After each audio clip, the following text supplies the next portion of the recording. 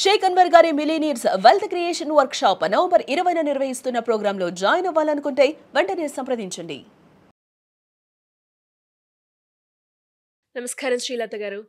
నమస్కారం మ్యామ్. చాలా మంది కూడా ఏదైనా ఎమర్జెన్సీ, ఎస్పెషల్లీ ఒక యాక్సిడెంట్ జరిగినప్పుడు, లేదంటే ఇంట్లో వాళ్ళకి హెల్త్ బాగాలేనప్పుడు, డబ్బులు ఎక్కువగా ఖర్చు అయినప్పుడు నేను ఎందుకో ఇన్సూరెన్స్ తీసుకుంటే బాగుండు అన్న ఆలోచన వస్తుంటుంది. అలాంటి ప్రాసెస్లో ఎవరైనా కూడా ఒక ఇన్సూరెన్స్ పాలసీని నేను తీసుకోవాలి అన్నప్పుడు ఫస్ట్ వాళ్ళు తీసుకోవాల్సిన ప్రికాషన్స్, జాగ్రత్తలు ఏంటి? ఫస్ట్ థింగ్ మీరు చెప్పినట్టు ఎవరైనా ఇన్సూరెన్స్ తీసుకోవాలి అనే థాట్ ఏదైనా ఎమర్జెన్సీ ఫేస్ చేసినప్పుడు మాత్రమే వస్తుంది. Unfortunately very worst thing. ఏదైనా ఎమర్జెన్సీ వచ్చినప్పుడు ముందుగా ప్రిపేర్డ్గా ఉంటేనే బెనిఫిట్స్ వస్తాయి, ఫ్యామిలీ సెక్యూర్గా ఉంటుంది. ఆ టైంలో మనీ ఉన్నా లేకపోయినా ఆ ఎమర్జెన్సీ సిచ్యువేషన్ని పాస్ చేయగలుగుతాము. కానీ అన్ఫార్చునేట్లీ పీపుల్కి అవేర్నెస్ లేకపోవడం వల్ల మీరు చెప్పినట్టు ఏదైనా హెల్త్ ఎమర్జెన్సీ కానీ, లైఫ్లో కానీ ఏదైనా ఒక ఇంపార్టెంట్ పర్సన్ని కోల్పోయినప్పుడు, అతని మీద డిపెండ్ అయిన వాళ్ళు ఇబ్బంది పడినప్పుడు కానీ ఈ life or health insurance value అనేది పీపుల్కి తెలుస్తూ ఉంది. సెకండ్, మన హెల్త్ ఇన్సూరెన్స్ కానీ లైఫ్ ఇన్సూరెన్స్ కానీ తీసుకోవడం అనేది చాలా చాలా ఇంపార్టెంట్ డెసిషన్ మన లైఫ్లో మనం తీసుకునేది. ఎందుకంటే ఒక లైఫ్ ఇన్సూరెన్స్ తీసుకుంటే అది నెక్స్ట్ వాళ్ళ ఫ్యామిలీ మెంబర్స్ యొక్క లైఫ్ని డిసైడ్ చేస్తుంది. ఒక హెల్త్ ఇన్సూరెన్స్ వాళ్ళ ఫ్యూచర్ని, లేదంటే ఆ ఎమర్జెన్సీ, మనకి చాలా రిపోర్ట్స్ ప్రకారం ఒక్క హెల్త్ ఎమర్జెన్సీ అవేలో చాలామంది పావర్టీకి దగ్గరగా ఉన్నారు. సో ఒక్క హెల్త్ ఎమర్జెన్సీ మనం ప్రెజెంట్ మిడిల్ క్లాస్ లైఫ్లో ఉంటామా, నెక్స్ట్ పావర్టీ లైఫ్లోకి వెళ్ళిపోతామా అనేది డిసైడ్ చేసే అంత ఇంపార్టెంట్. సో ఇది తీసుకోవడం అనేది ఒక ఏజెంట్ చెప్పినప్పుడు ఒక చోట సైన్ చేయడము అనే అంత ఈజీ కాదు.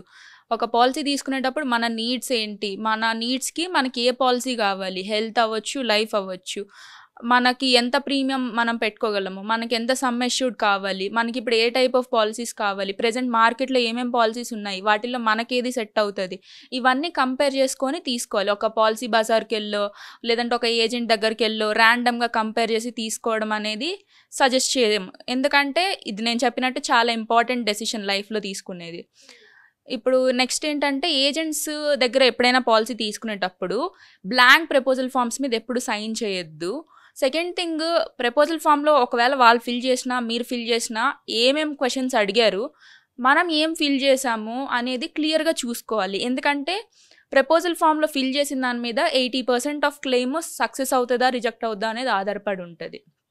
కాబట్టి ప్రపోజల్ ఫామ్ చాలా జాగ్రత్తగా చేసుకోవాలి.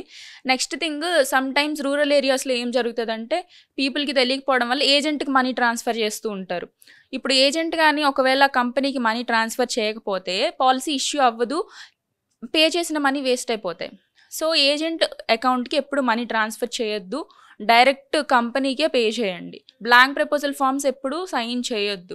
ఏదైనా ప్రపోజల్ ఫామ్ కానీ ఎనీ కమ్యూనికేషన్ ఏదైనా కానీ డాక్యుమెంట్ చేసుకొని ఉంచుకోండి.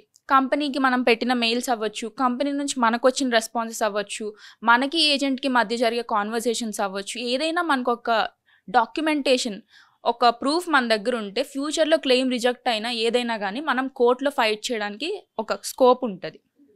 సో ఇవన్నీ జాగ్రత్తలు పాటించాలి.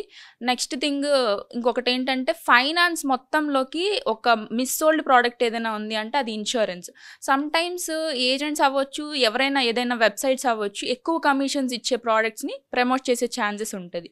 సో అలాంటివి కాకుండా మీ నీడ్స్కి తగినట్టు మీ నాలెడ్జ్, మీ అవేర్నెస్ యూజ్ చేసుకొని మంచి ప్రోడక్ట్ని సెలెక్ట్ చేసుకోండి. వాళ్ళ టోల్ ఫ్రీ నెంబర్స్ ఏవైతే ఉంటాయో మనం తీసుకున్న పాలసీవి, ఆ టోల్ ఫ్రీ నెంబర్స్ ఎప్పుడు ఫోన్లో సేవ్ చేసుకొని పెట్టుకుంటే ఏదైనా ఎమర్జెన్సీ ఉన్నప్పుడు వెంటనే ఫోన్ చేయడానికి ఛాన్స్ ఉంటుంది. పాలసీ డాక్యుమెంట్స్ ఏవైతే ఉంటాయో, పాలసీ డాక్యుమెంట్స్, క్లెయిమ్ ప్రాసెస్, మీరు ఎక్కడ పర్చేస్ చేశారు, ఈ ఇన్ఫర్మేషన్స్, నెక్స్ట్ క్లెయిమ్ ప్రొసీజర్, అలాంటివన్నీ మీరు ఒక దగ్గర ఒక ఫోల్డర్ మెయింటైన్ చేసి దాంట్లోగా ఉంచుకుంటే నెక్స్ట్ ఫ్యామిలీ మెంబర్స్కి సేఫ్ ఉంటుంది. వాళ్ళకి తెలియకపోవడం వల్ల క్లెయిమ్ చేసుకోలేకపోయారు అనే క్వశ్చన్ లేకుండా ఈజీగా క్లెయిమ్ చేసుకుంటారు. ఫ్యామిలీ కోసమే కదా తీసుకున్నాము. సో ఆ ప్రాసెస్ అనేది వాళ్ళకి ఈజీ చేయండి. ఫోల్డర్ అనేది ఒకటి మెయింటైన్ చేసి మీ ఇంపార్టెంట్ డాక్యుమెంట్స్, మీకు ఏమేమి ఇన్సూరెన్సెస్ ఉన్నాయి, వాటిని ఎలా క్లెయిమ్ చేసుకోవాలి, ఆ బేసిక్ డీటెయిల్స్ మెయింటైన్ చేస్తే ఖచ్చితంగా మంచిది. ఇంకా టర్మ్ ప్లాన్స్ విషయానికి వస్తే చాలామంది ర్యాండమ్గా మేము 50 lakhsకి తీసుకున్నాం, 1 crore తీసుకున్నాము అని చెప్తూ ఉంటారు. అట్లా ర్యాండమ్గా కాకుండా ఇప్పుడు ప్రతి ఒక్కళ్ళ నీడ్స్ ఒకటేలాగా ఉండవు కదా.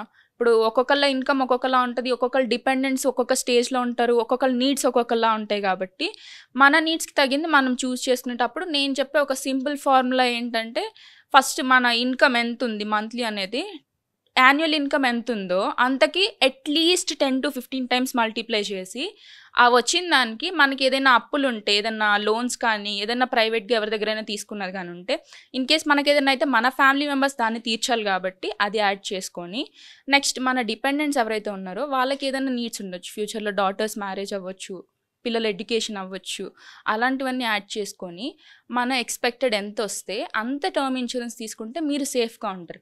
ర్యాండమ్గా 50 తీసుకున్నాను, 1 crore తీసుకున్నానంటే it doesn't mean your family will be safe. ఇక హెల్త్ ఇన్సూరెన్సెస్ అవి తీసుకున్నప్పుడు పేమెంట్స్ అవి లేకుండా, రూమ్ రెంట్ క్యాపింగ్ లేకుండా, అవన్నీ లేని మంచి పాలసీ తీసుకోవాలి. ఇంకొకటి ఎక్స్క్లూజన్స్ అని ఉంటాయి, అవి వెయిటింగ్ పీరియడ్స్, ఇవన్నీ సబ్లిమిట్స్, ఇవన్నీ ప్రతి పాలసీలో ఉంటాయి.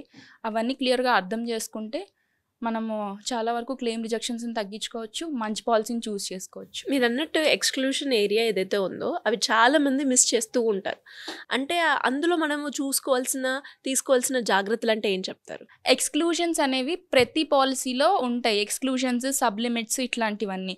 ఇప్పుడు ఫర్ ఎగ్జాంపుల్ ఏదైనా ఒక పాలసీలో ఫస్ట్ ఇయర్లో సూసైడ్ చేసుకుంటే మేము కవర్ చేయము అనే సిచ్యువేషన్ ఉండొచ్చు. లేదంటే స్పెసిఫిక్ డిసీజెస్ని మేము ఇప్పుడు ప్రీ ఎగ్జిస్టింగ్గా ఒక డిసీజ్ ఉంది, సో ఆ పర్సన్కి నెక్స్ట్ ఆ డిసీజ్కి సంబంధించిన రిస్క్ ఎక్కువ ఉంటుంది కాబట్టి కంపెనీ ఆ డిసీజ్ని పర్మనెంట్ ఎక్స్క్లూజన్గా పెట్టేయచ్చు. నీకు పర్మనెంట్గా ఈ డిసీజ్ తప్ప ఏదైనా వచ్చినా కవర్ చేస్తాను, ఇది మాత్రం చేయను అనే ఛాన్స్ ఉంటుంది. సో అలాంటి ఎక్స్క్లూజన్స్ ఉండొచ్చు. కొన్ని సెల్ఫ్ ఇన్ఫ్లిక్టెడ్ ఉంటాయి. ఇప్పుడు మనమే రిస్క్ తీసుకొని ఒక రిస్కీ ఏరియాకి వెళ్ళి మనము తెచ్చుకున్న రిస్క్కి కంపెనీ బేర్ చేయాల్సిన అవసరం లేదు, అలాంటివి ఉండొచ్చు. సో ఇలాంటివన్నీ ఎక్స్క్లూజన్స్లో ఉంటే ఇవి ప్రతి పాలసీకి సేమ్ ఉండవు, ఒక్కొక్క పాలసీకి ఒక్కొక్క డిఫరెంట్గా ఉంటాయి. కానీ ఇవన్నీ తెలుసుకోవడం వల్ల మనకి ఏవి క్లెయిమ్స్ వస్తాయి, ఏవి క్లెయిమ్స్ రావనేది తెలుస్తుంది. థ్యాంక్ యూ అండి, thank you so much. Thank you ma'am.